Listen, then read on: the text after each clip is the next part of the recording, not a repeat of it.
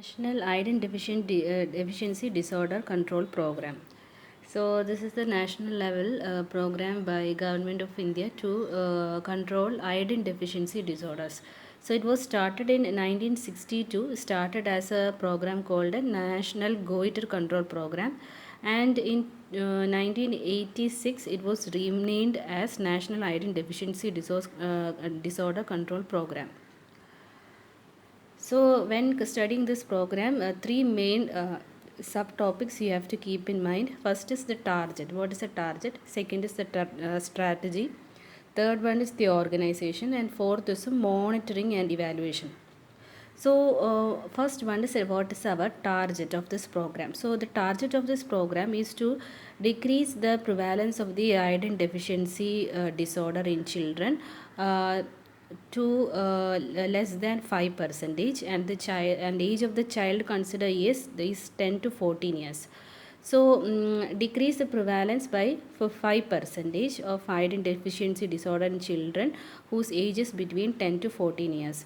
And another target is decrease the prevalence to 10 percentage, less than 10 percentage of iodine deficiency disorder of all age group. So these are the two targets of this program. So for implementing this target, to achieving this target, what is our strategy? So first our strategy is the iodinization of the salt. So iodinizing the salt is our first strategy. Then how much iodine, what type of iodine we use? We use to iodinize the salt. So the type of iodine used here is potassium iodide or potassium iodide. And what is the concentration? Iodine concentration at the manufacturing level is more than 30 ppm.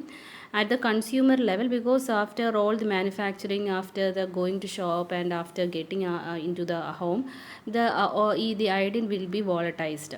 So at the consumer level, it should be more than 50 ppm.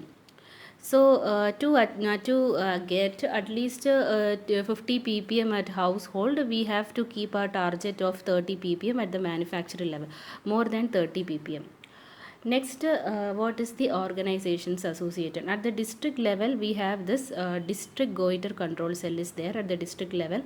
At the function, if we consider the function, its main function is to conduct national iodine deficiency disorder survey every year. So this is the organization, national district goiter control cell is there in every district, and their function is to conduct survey of the iodine deficiency disorder every year. So how are we doing this? What are they doing? So they select one district, and from that district they select 30 clusters are chosen, and these 30 clusters are chosen based on the sampling technique called cluster sampling. And there may be some thousands of children in one cluster itself. So from that only 90 children are picked from each cluster. So how with this 90 children are selected from each cluster? That is through two methods. First is school enrollment rate, and second is through gender. So first they go to school, and they from the school they use the sampling technique called a population proportionate to size sampling. From according that sampling technique, they enroll some students from the school enrollment rate. Remaining number of children are selected from the population based on the sampling technique, symbol stratified sampling, that is based on gender. The idea is, the rule is, the proportion of male and female children should be equal. So some of the children, they are selected from the from the school enrollment rate using the population proportionate to size sampling. Another proportion of the children are collected from the community according to the gender, viewing that the male is to female ratio should be equal. They are using the sampling technique called symbol stratified sampling. So this is a stratified way of sampling. They are used for picking the 90 children from each cluster. So in short, if we say first we go to a district, from the district as such we are collecting 30 cluster. From that each cluster they are selecting 90 children according to the school enrollment rate and gender. And now what we do with these children? First we tell the children to go to their house and collect iodine, tell their mother to give some iodinized salt from their house. So first we will see what is the amount of iodine in the household salt. So second, what we do is that we do palpation of their thyroid. That is the goiter rate. We palpate to know if they are suffering from goiter through palpation method. And from this 50 percentage of the remain of the children, only 50% of the children we collect them, and we do urinary iodine excretion rate. Only half of the children we will do this urine iodine excretion rate. So what is the monitoring and evaluation indicator? So one is that we check the goiter rate. Second is we test the urinary iodine excretion rate. Third is the iodine in the household salt. Fourth is the neonatal hypothyroidism rate, and five is the cretinism rate.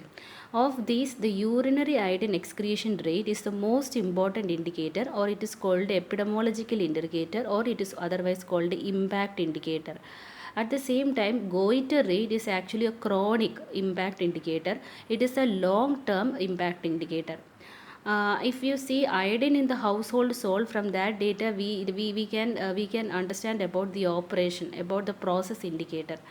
Next is the neonatal hypothyroidism rate. It is a very sensitive indicator for the assessment of the National Iodine Deficiency Control Program. So neonatal hypothyroidism rate is the most sensitive indicator. At the same time, urinary iodine excretion rate is the most important indicator, and cretinism rate, we know that is a very severe condition. Next is urinary iodine excretion rate. So this is the values. If it is more than 100 mcg per liter, it is normal. If it is between 50 to 100, then we will tell that it is a mild public health problem. If it is 20 to 50, then we will say it is a moderate public health problem. If it is less than 20, then we say it is a very severe problem, a public health problem. Now what is the goiter rate? What about the goiter rate? If it is more than 5%, then we called it as a public health problem. In that, if it is between 5 to 19 only, then we say it is a minor public health problem. If it is between 20 and 30, then we say it is a moderate public health problem. If it is more than 30%, then we will say it is a severe public health problem. Next is the how checking of iodine in household salt. How you check iodine in the household salt? It is using the kit called MPI kit. There is a peculiarity of this kit is that it was we should be proud that this MPI kit was designed by senior officials of the officials in Tamil Nadu, and this was first designed in Tamil Nadu, and it is used to check the amount of iodine in the household salt. It has been produced and devised in Tamil Nadu, and it is been recognized, approved by WHO, and it is being used throughout the world. So this is a fact of very proud thing. So that is all about National Iodine Deficiency Disorder Control Program.